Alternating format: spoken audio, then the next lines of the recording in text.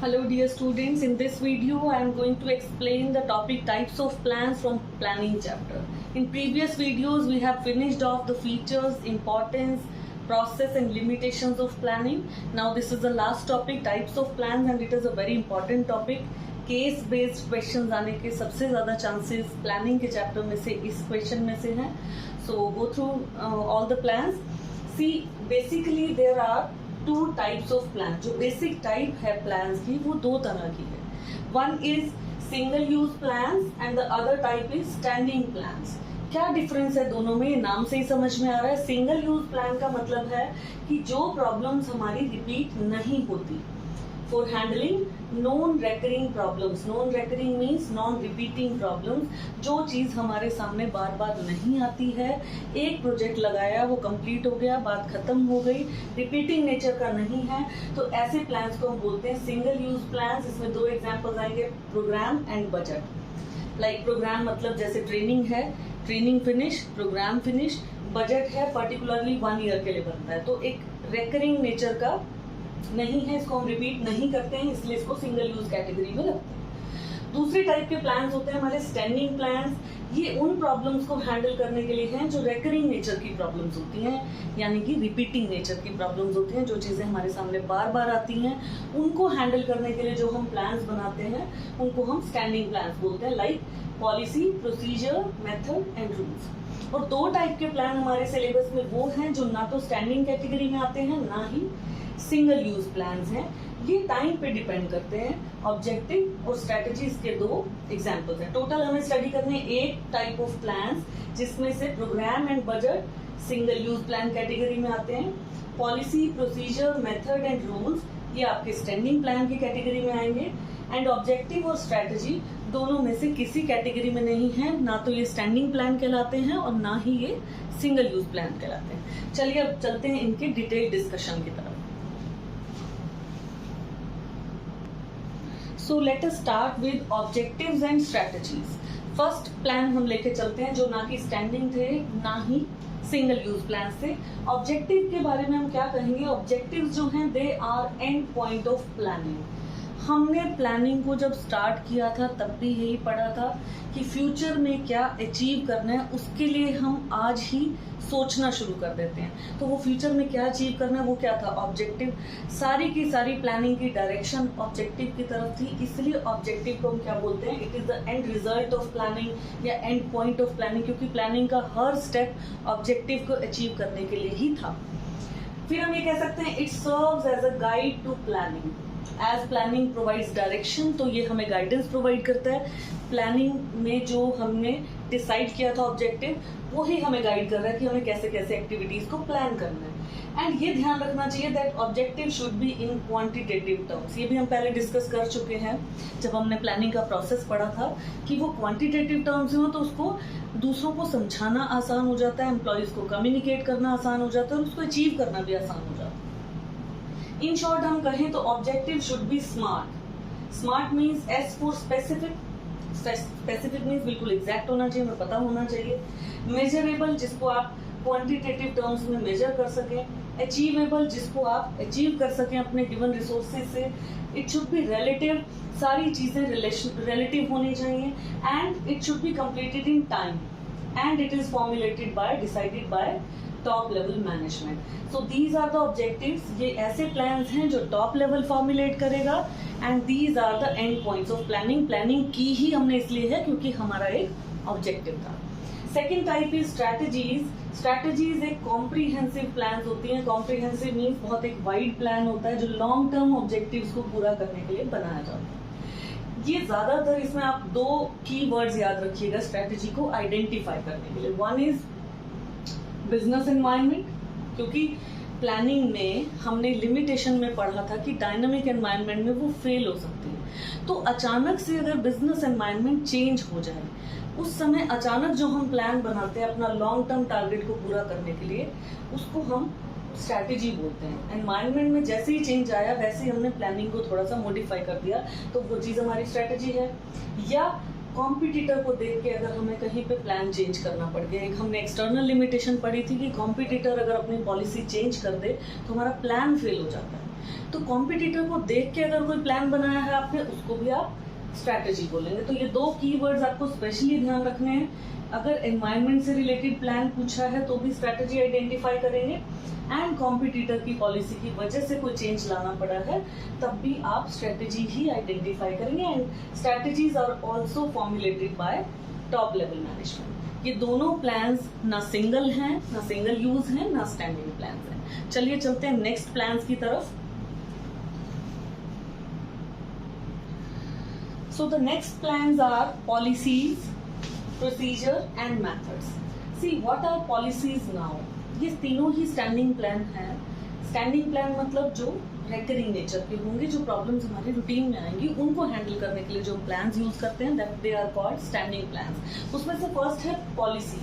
Policies क्या है? ये जनरल स्टेटमेंट्स हैं जो हमें गाइड करती हैं कि हमें रूटीन में कैसे काम करना है। लाइक डेली रूटीन में ही कोई एक ही तरह का काम होता है तो हम एक जनरल स्टेटमेंट में उसको शॉर्टकट करके बता देते हैं कि अगर ये सिचुएशन आएगी तो हमें ऐसे हैंडल करना है। These are derived from objectives. Policies का जो ओरिजिन हुआ है वो ऑब्जेक्टिव की वजह से हुआ। कोई टारगेट है, उसको पूरा करने के लिए हमें पॉलिसीज को बनाना पड़ता है। इसमें कुछ इश्यूज पहले से डिसाइड हो जाते हैं, प्री डिसाइड सम इश्यूज, ताकि हमें कंफ्यूजन ना हो और हमें ये पता लग जाए how to deal in a particular situation. जो सिचुएशन आपके सामने रेगुलर आए उस सिचुएशन को कैसे डील करना है, कोई कंफ्यूजन उस सिचुएशन में नहीं होना चाहिए। वो इशू पहले से ही कैसे सॉल्व होना है ये प्री डिसाइड हो चुका है।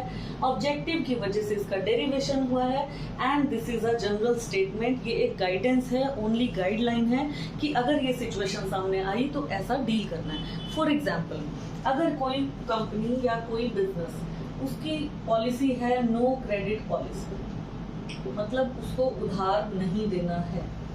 अब ये एक ऐसी सिचुएशन है कि कस्टमर आते हैं और वो एक्सपेक्ट करते हैं कि हमें क्रेडिट पे मिल जाए, तो ये तो रोज की सिचुएशन है, इसलिए रेकरिंग प्रॉब्लम है।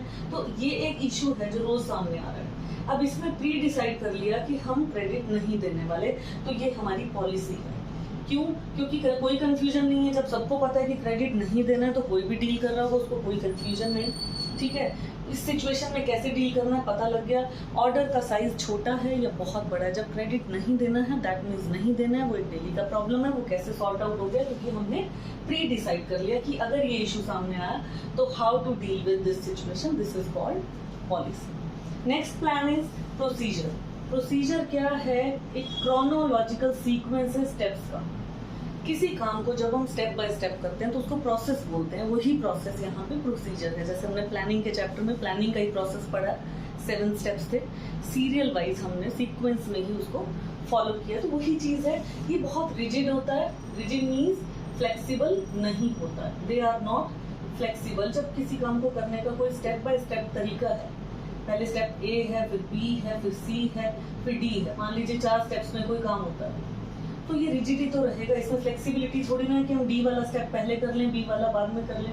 अगर कोई काम स्टेप बाय स्टेप ही होना है तो उसके सीक्वेंस जल्दी से चेंज नहीं होते, इसलिए इसको रिजिड बोला जाता है। And procedure means chronological sequence of various steps. ये भी स्टैंडिंग प्लान है क्योंकि ये अपना रेगुलर रेकरिंग नेचर में प्रोसेस तो सेम ही रहेगा किसी भी चीज का। Next is methods. अब मेथड क्या है? ये प्रोसीजर में हमने जिक्र किया था स्टेप्स का। अब इस एक स्टेप को, how to complete one step of procedure is called method. अगर इसके यहाँ 4 स्टेप्स थे, कहीं पे कोई कैलकुलेशन होनी है तो उसका क्या मेथड होना चाहिए, इसकी बात कर रहे हैं कि एक स्टेप को कैसे हैंडल करना है, वो method. And it should B clear, पक्का पता होना चाहिए कौन सा मेथड यूज करना है। अगर हमें मेथड कंफर्म होगा तो इससे हमारा टाइम बचेगा, मनी बचेगी और एफर्ट्स बचेगी। किस मेथड से काम होना चाहिए? जैसे आप अकाउंटेंसी में डेप्रिसिएशन कैलकुलेट करने के लिए डिफरेंट मेथड्स यूज करते हैं। अगर आपकी कंपनी आपको बिल्कुल क्लियर बता दे कि हमारे यहाँ इस मेथड से काम होता है। अकाउंटेंसी में 2 सिस्टम भी होते हैं, एक सिंगल एंट्री सिस्टम है और एक डबल एंट्री सिस्टम। ठीक है, अगर कंपनी पहले ही क्लियर कर दे कि यहाँ डबल एंट्री सिस्टम से ही अकाउंट्स बनेंगे, क्लियर हो गया आपको कि कैसे वो स्टेप करना है, तो आपका टाइम, मनी और एफर्ट तीनों बचा कि आपको ये सब नहीं करना पड़ेगा कि कोई अलग मेथड से काम कर रहा है, कोई अलग। एक यूनिफॉर्म मेथड हर जगह यूज होता है ताकि वहाँ पे स्टेबिलिटी बनी रहे, यूनिफॉर्मिटी बनी रहे। चलिए चलते हैं नेक्स्ट प्लान्स की तरफ। So the next plan we are going to explain, we are going to discuss is now rules, program and budget. Rules भी standing plan category में ही हैं, 4 थे हमारे। Fourth one is rules. Rules क्या है? Rules specific statements हैं, बिल्कुल exact statements होते हैं रूल, जो ये बताते हैं कि what is to be done और what is not to be done, क्या करना है और क्या नहीं करना है, ये हमें पता चलता है रूल्स से। रूल्स भी रिजिड होते हैं, रूल जल्दी से चेंज नहीं होते। एक बार रूल बन गया तो दैट डजंट मीन कि नेक्स्ट ईयर हमारे रूल्स जो है वो चेंज हो जाएंगे, उससे नेक्स्ट ईयर फिर चेंज हो जाएंगे, इसलिए इसको स्टैंडिंग कैटेगरी में रखा है। और रूल्स किस लिए बनाए जाते हैं? To maintain discipline and order. क्या करना है क्या नहीं करना है ये बताने वाला प्लान हमारा क्या होता है? रूल। लाइक हॉस्पिटल्स में एक बोर्ड लगा रहता है, no smoking, that is a permanent rule, that is a standing plan, it can never be changed. वहाँ डिसिप्लिन बना रहे, ऑर्डर मेंटेन रहे, क्या करना था और क्या नहीं करना था ये सब स्पेसिफिक स्टेटमेंट में बता दिया गया, दिस इज कॉल्ड रूल। अब ये जो दो हैं हमारे प्रोग्राम एंड बजट, ये हमारे हैं सिंगल यूज प्लान्स जो रिपीट नहीं होते। प्रोग्राम एक डिटेल स्टेटमेंट है किसी भी एक प्रोजेक्ट का। आपने कोई एक पर्टिकुलर प्रोजेक्ट लगाया जिसमें एक ऑब्जेक्टिव भी है, पॉलिसी भी है, प्रोसीजर भी है, रूल भी है, सब कुछ सबकी ब्लेंडिंग करके जो प्लान बनता है वो क्या है? हमारा प्रोसीजर है, सॉरी आई मीन प्रोग्राम है। ठीक है, इसको एक दूसरे वर्ड्स में भी ये भी कहा जा सकता है, it is a entire gamut of activities. Entire gamete means complete range of activities. For example जैसे ट्रेनिंग का प्रोग्राम है, ट्रेनिंग अरेंज की तो ट्रेनिंग में क्या सिखाया जाएगा, एक ऑब्जेक्टिव भी सेटल होता है कि हम वर्कर को क्या सिखाने वाले हैं, उसकी पॉलिसी भी बनाई जाएगी, यानी जनरल स्टेटमेंट भी दिया जाएगा कि पर्टिकुलर सिचुएशन में आपको क्या करना है, how to deal with this situation. अगर कोई ऐसी सिचुएशन सामने आई उसको स्टेप बाय स्टेप, आप ट्रेनिंग में स्टेप बाय स्टेप भी तो एक पर्सन को सिखाओगे कि कैसे काम हो रहा है। ट्रेनिंग के कुछ रूल्स भी रहेंगे। तो सारी चीजों को यानी कंप्लीट रेंज उठा ली हमने एक्टिविटीज की, इसको बोला है entire gamut of different activities is called program and it is a single use program. जैसे ही ट्रेनिंग का टाइम पीरियड पूरा हो जाएगा प्रोग्राम विल